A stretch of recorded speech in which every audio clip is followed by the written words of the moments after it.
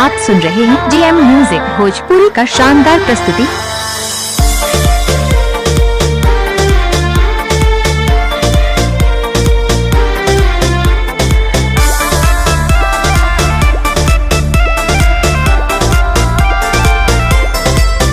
जैसे तू छोड़ला हाथ हमार, जैसे तू छोड़ला हाथ हमार, तोहरो भी हथवा छोड़ी कोई आव लिख के दे दी पाना पो, तोहरो दिलवा भी तोड़ी कोई आव लिख के दे दी पाना पो, तोहरो दिलवा भी तोड़ी कोई। जैसे तू छोड़ला हाथ हमार, तोहरो भी हथवा छोड़ी कोई आव लिख के दे दी पाना पो, तोहरो दिलवा भी तोड़ी कोई आव लिख के दे दी पाना पो, तोहरो दिलवा भी तोड़ी कोई।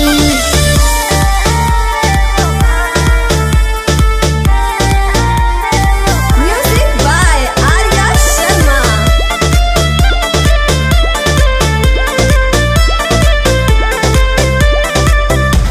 काहे न कइला कदर हर जाई छोड़ा मार दिहला, हर घड़ी हो से खेले वाला जियरवा के जार दिहला।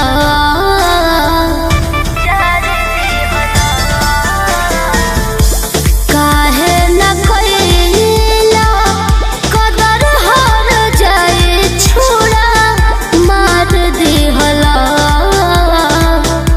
हर घड़ी हंसे खेले वाला जियरवा के जार दिहला।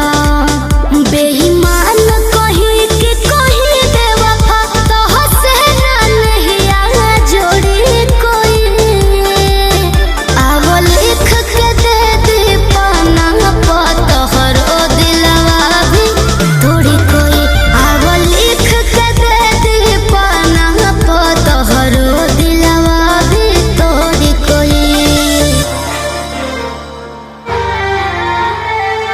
आप सुन रहे हैं जीएम म्यूजिक भोजपुरी का शानदार प्रस्तुति।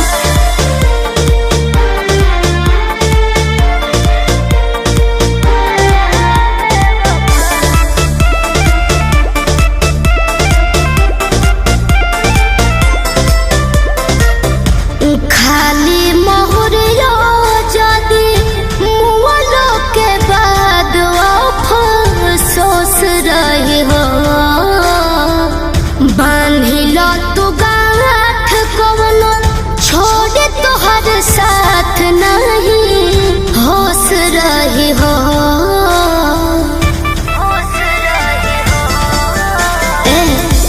खाली मोहरियो जदी मुअलो के बाद अफसोस रही हो, बांधिलो तू गांठ कवनो छोड़े तोहर साथ नहीं होश रही हो।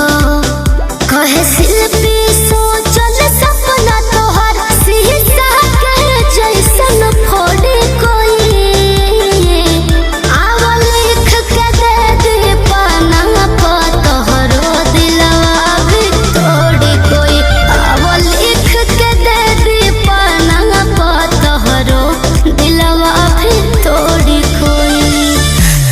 अगर आप भी चाहते हैं जीएम म्यूजिक भोजपुरी का वीडियो ऑडियो सबसे पहले आप तक पहुंचे, तो इस चैनल को सब्सक्राइब जरूर करें और साथ ही बेल आइकन को दबाना न भूलें।